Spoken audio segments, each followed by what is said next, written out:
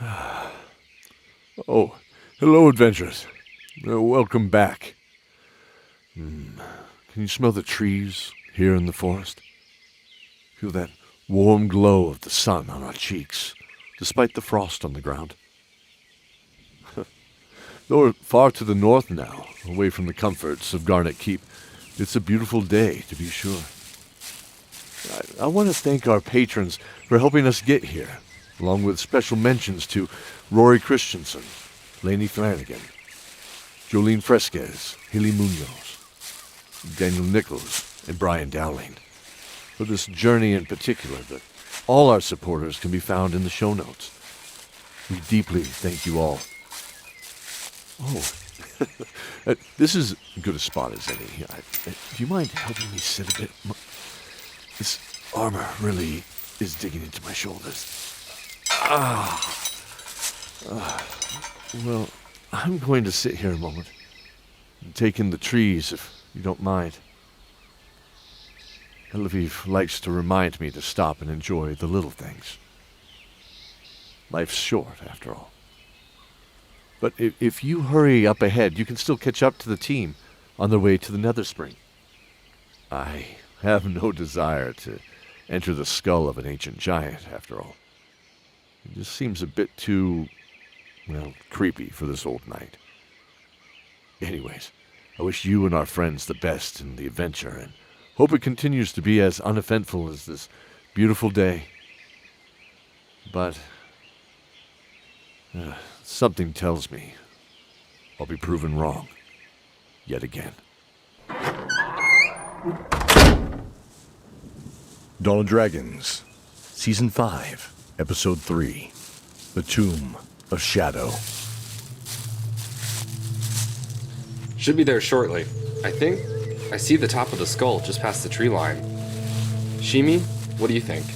Yes, I see it too. Toby, run ahead, boy. The short form of the jackal grunted in obedience as it ran up the path ahead, looking for any potential threats to the traveling group. Vash's cropped dark beard and the hood of his cloak framed his face below dark eyes that searched the distance. He wore dark green and brown leather that helped him to blend in the northern forest of the Whispering Woods. The suede of his tall moccasins creaked as they pressed carefully forward. To his right was the almond-eyed and bronze-toned Shimi, a quiet beastmaster from the foothills of Trull, who had come to Garnet Keep following the battle with Nightblade's undead army. Offering to help in the kitchen was his traveling companion, the young and mysterious dark elf Lily. Vash could still hear her words, as could a hooded figure who walked silently behind them. She told me to take this to you. Even now, she reaches out to you, Zoran. The sword does. How can... I'm not proud. My people had stolen this. She told me from her resting place. The elves of Viridian forged the rapier following the War of the Stone. It was a god-slayer, they claimed, holding some secret, powerful source, and they named it the Final Word. Several paces behind the two scouts, walking with less cautious steps, were the familiar and heavily armored Benedict, Sophie, and cloaked Zoran, who was passing the bare sword hilt between his hands. He marveled at how familiar it still was, past the ancient rust and tarnish now clinging to it. To an untrained eye, it appeared like a broken weapon. Useless junk of the past. But Zoran knew better.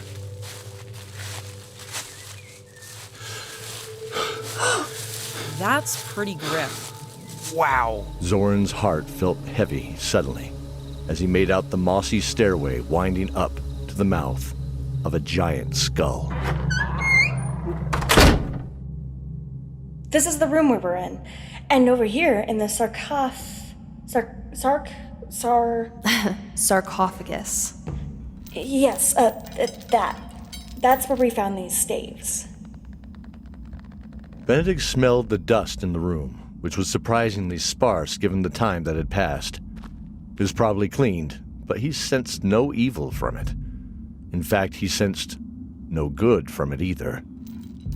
Zoran, it's been 2 months since you sent that expedition up here, correct? Yeah. Over, actually. But I see no trace of them. Yeah, Scottmere and I couldn't find anything of them either. But there has to be more than just this room. Zoran gently felt the sandstone walls with his fingertips as he walked toward the dais in the center of the room. I agree. Hey, Benedict, come here real quick. Yes? What is it? Look there. See that slit there in the center? It's only a couple inches. Yes. And it looks like there's circular markings around it. Exactly. A perfect circle, in fact. That would be... A keyhole! But what key would be used? I'm going to try and make one. Oh, of course you would. But first, can you drive your sword into it and try to turn it? Sure. It wouldn't be that simple, would it? As Zoran half hoped and half expected, the sword turned in the hole 90 degrees to rest horizontally, and the floor of the stone box slid slowly to the right. The surprised Benedict jumped out of the stone sarcophagus, wide-eyed as he pulled his sword Kettlebane free, allowing the portal to open completely. Zoran smiled back at him mischievously, reminding him of the looks Zane and Zoran would give him when they were getting ready to do something questionable. You know you want to go first. You don't have to. I'm going. Shimi, Scottmere, help me find some more rope for this. Yes. Wait. Any idea how deep that is? I can't see the bottom. Yeah, one sec. Here. He found a blackened tin plate. He supposed it was for a lantern originally, but now served to be home for the waxy white remnants of a once tall candle. He held it over the dark abyss and lit it. Wait! But he was too late. They all froze silently as Zoran let go. It extinguished itself almost immediately from the fall. But several seconds later, it could be heard as it clattered faintly in the dark distance. Benedict shot a look at the grinning Zoran. 200 feet, I'd guess. Zoran, we don't know what, or better yet, who is down there. Come on, the giant skylight up here that we made by opening the door was plenty enough, I'm sure, Benedict. Trust me, if something down there wants us, they already know we're here. We will need to get more rope at the campsite. If you and Vash could do that and just guard our exit, I can get us down there. Cannonball! Just kidding. I'm gonna wait up here and watch our backs. I'm not a super big fan of going back into the darkness. Yeah, and let me know if you find a man offering bad decisions again. Loved that too. Cordelia smiled at the light-hearted jest, and then nodded at DABRIA, who stepped forward to stand on the edge of the sarcophagus. She motioned to the others to join her as she drew her whip and held it out toward Cordelia in a coil within her palm. Cordelia passed a hand over it, and it began to illuminate like a torch. DABRIA then offered a hand to Cordelia, helping her up onto the edge as well as with Benedict and Zoran. Hold on. Dante Mare. Cordelia spoke softly as she took a step out into the black void below and began floating softly downward. She gently pulled DABRIA, Zoran, and Benedict to join her in the slow descent. Slowly, they descended into the inky shadows. The only indicator of their descent was the shrinking rectangle of light above. Benedict saw Dabria's face illuminated from the whip's makeshift torchlight. A halo danced across her short-cropped blonde hair. Look at that!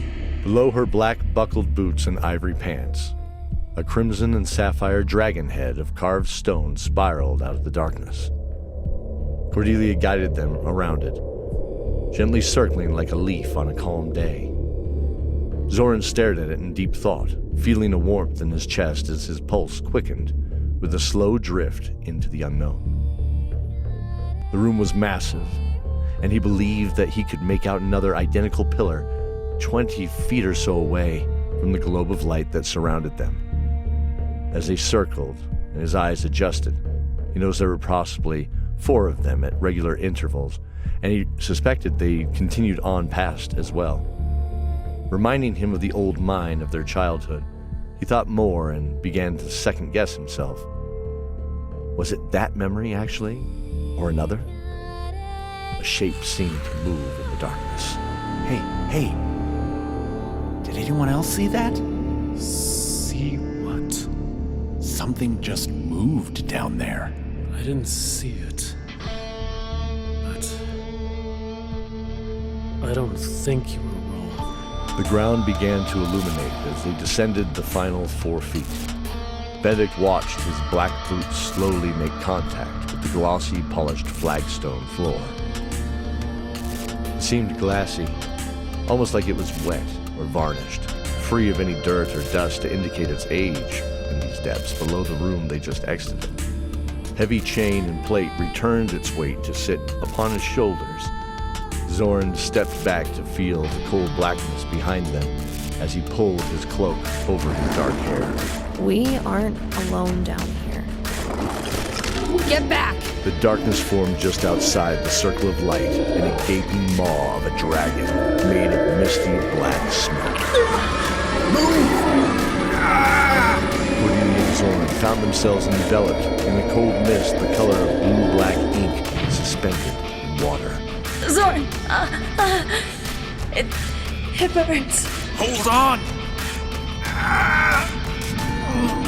Cordelia felt the right side of her face and neck grow numb from the slow burn and ache like exposure to the cold. Zoran's eyes grew wide as he looked at Cordelia's face. He drew her close under her arms, her corset lacing, raking his arms as he pulled her behind a pillar. No! Benedict and Dabria struck into the darkness. The glow of Dabria's whip caused the 20-foot-high black form to retreat back into its familiar shadows, along with the edge of the great sword of Benedict's bloodline. Shrieking, its eyes rolled like black pearlescent fluids in dark bottles, illuminated briefly in the light. The light! We need more light! Night Lord! Illuminate this room a perpetual night with a glorious day! Solaria!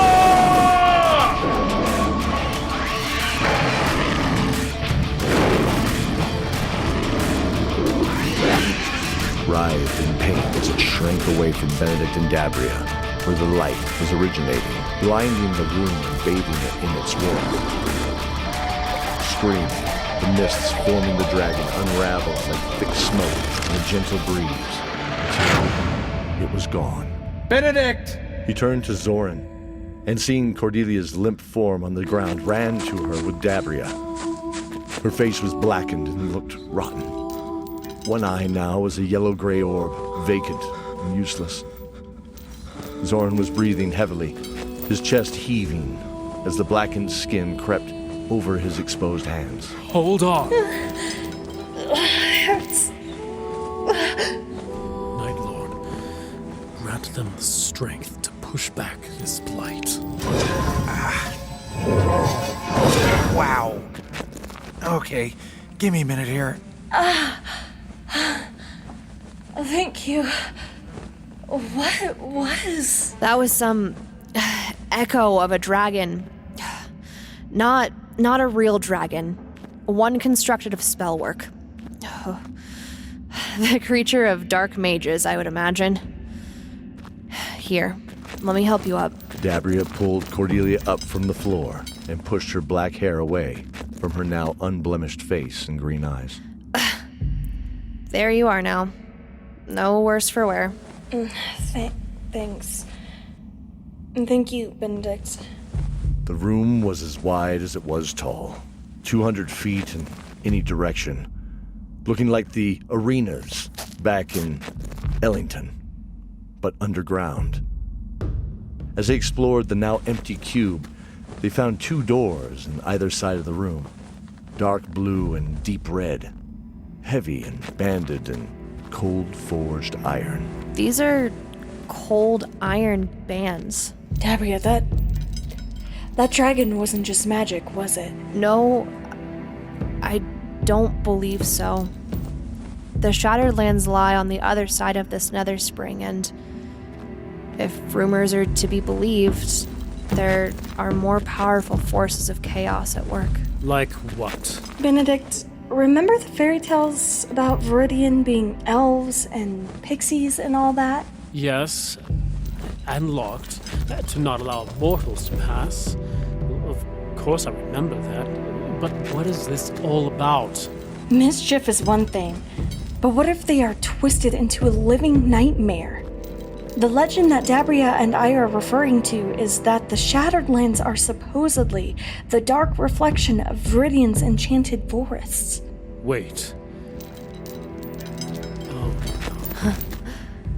Ruled by the Shadow Fae.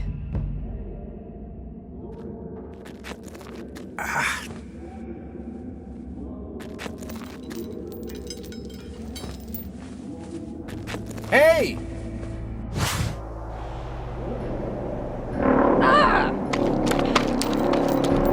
We got company, guys!